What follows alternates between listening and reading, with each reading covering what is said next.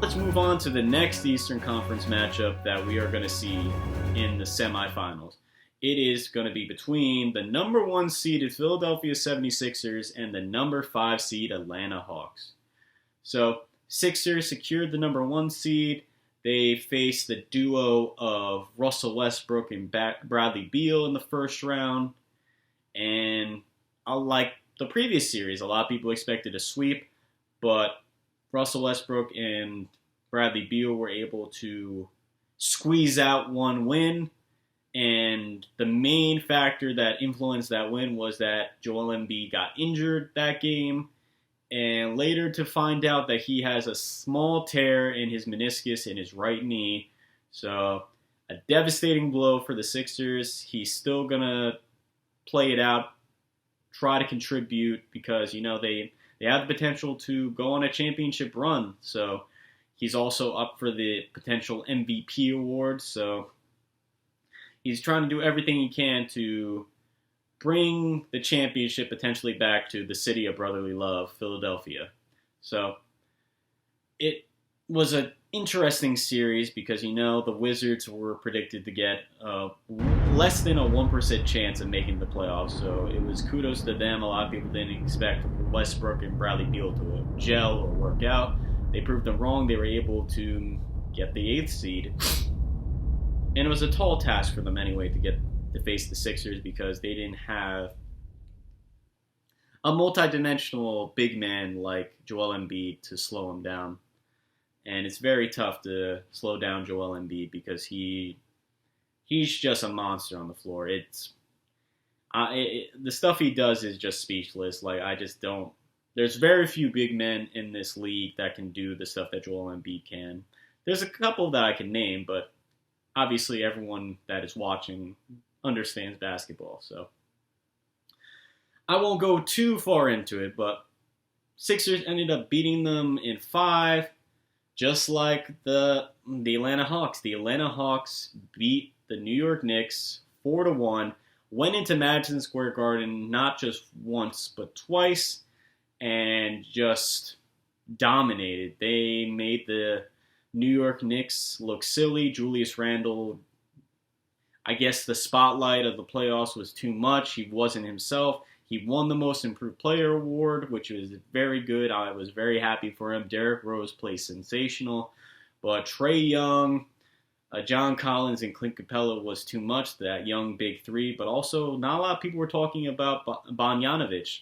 He was the big acquisition from the Sacramento Kings after they didn't match the offer sheet in the offseason.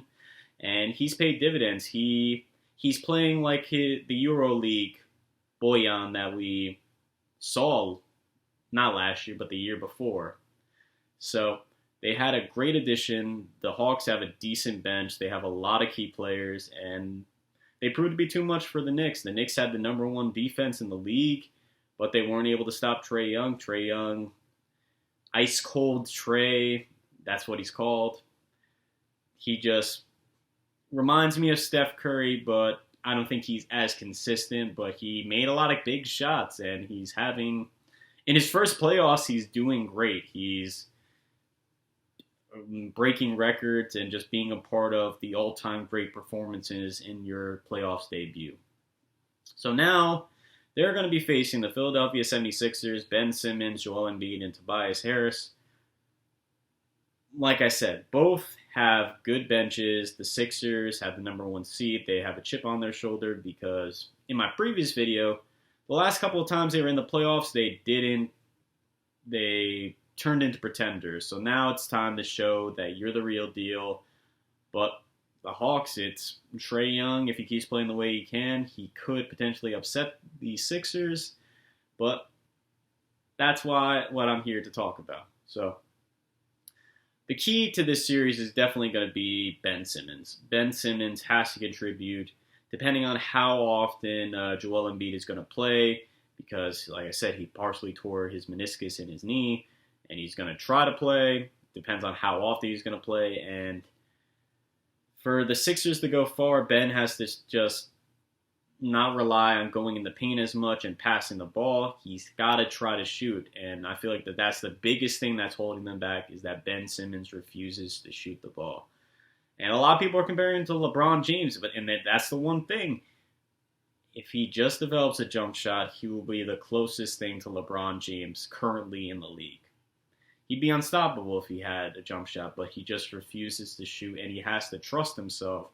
And defenses are disrespecting him by giving him so much space, daring him to shoot, and he just refuses to. I mean, yes, there are the occasional play where he makes the right pass or he's able to make a layup or a dunk, but that's not winning basketball. You need to have your own jump shot, and you have to prove that you can put your statement on this game. And that's what I feel Ben Simmons has to do, especially if Joel Embiid is not going to be able to perform the way he can and is in limited minutes. With that all in mind, I'm still going to go with the Sixers to win this in 6 games. Hawks have what it takes to push them to the limit, 7 games, but the Sixers have too much. Ben Simmons is a really good defender, and I think that if he's guarding Trae Young, he can cause him fits. And because of his size, it's going to be very hard for Trae Young to shoot over Ben Simmons.